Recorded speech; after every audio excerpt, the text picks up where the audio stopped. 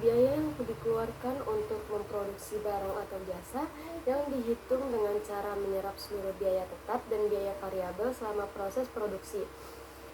Dalam konteks akuntansi biaya, biaya penyerapan mencangkup semua biaya yang terkait langsung dengan proses produksi, seperti bahan baku, tenaga kerja, dan biaya overhead pabrik, seperti sewa pabrik atau listrik. Selanjutnya ada pengertian ikhtisar pembiayaan dan pembiayaan variabel. Ikhtisar pembiayaan adalah ringkasan atau gambaran umum mengenai sumber dan pengguna dana yang digunakan dalam suatu kegiatan atau proyek. Ini memberikan informasi singkat tentang bagaimana dana diperoleh, misalnya melalui pinjaman, investasi, atau dana lainnya, dan bagaimana dana tersebut digunakan untuk mencapai tujuan yang ditetapkan.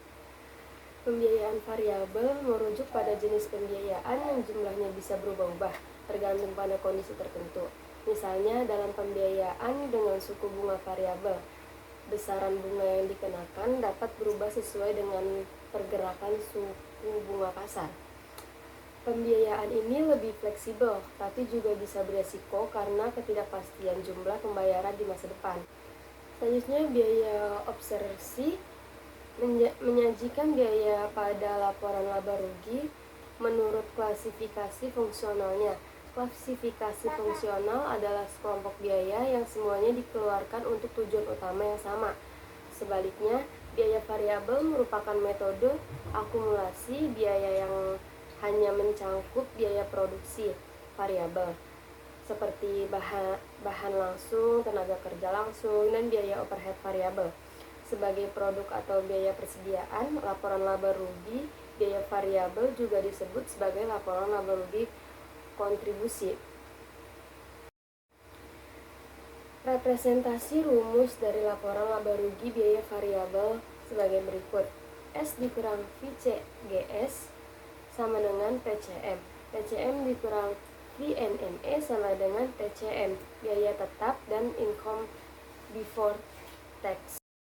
Selanjutnya ada penyerapan dan ilustrasi biaya variabel. Penyerapan dalam konteks biaya mengacu pada proses di mana perusahaan mengalokasikan atau membagi seluruh biaya produksi, baik biaya tetap maupun biaya variabel, ke dalam jumlah barang atau jasa yang diproduksi. Dalam hal ini, biaya tersebut diserap atau dihitung per unit produk. Ilustrasi biaya variabel. Biaya variabel adalah biaya yang berubah seiring dengan jumlah barang yang diproduksi. Semakin banyak barang yang diproduksi, semakin besar biaya variabel yang dikeluarkan dan sebaliknya. Contoh ilustrasi, misalkan sebuah perusahaan membuat kursi kayu, biaya bahan baku kayu adalah biaya variabel. Karena jika perusahaan membuat lebih banyak kursi, maka biaya kayu yang dibutuhkan juga akan bertambah.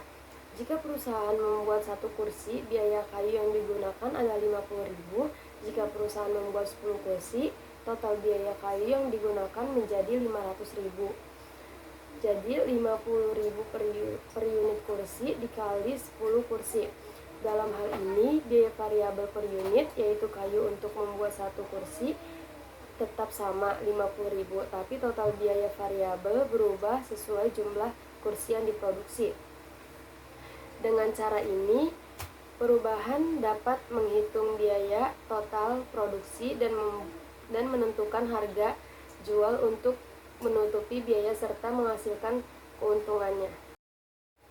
Selanjutnya ada definisi dan pengguna analisis CAP. Pemimpin CVP dapat digunakan oleh manajer untuk merencanakan dan mengendalikan secara lebih efektif karena memungkinkan mereka untuk berkonsentrasi pada hubungan antara pendapatan biaya, perubahan volume, pajak, dan laba. Analisis CVP memiliki penerapan yang luas.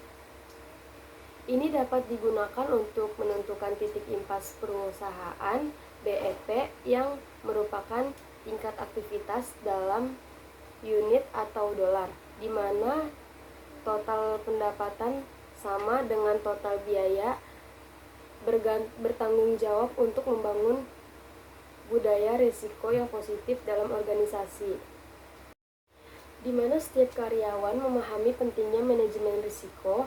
Analisis CVP juga dapat digunakan untuk menghitung volume penjualan yang diperlukan untuk mencapai target laba yang diinginkan.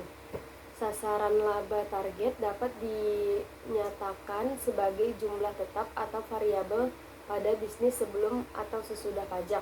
Karena profit tidak bisa diraih sampai break even poin tercapai, maka titik awal analisa CVP adalah BEP. Selanjutnya ada titik break even. Margin kontribusi merupakan elemen kunci dalam analisis impas dan CPM. Dapat dihitung per unit atau total margin kontribusi per unit, yaitu selisih antara harga jual per unit dan total biaya variabel per unit.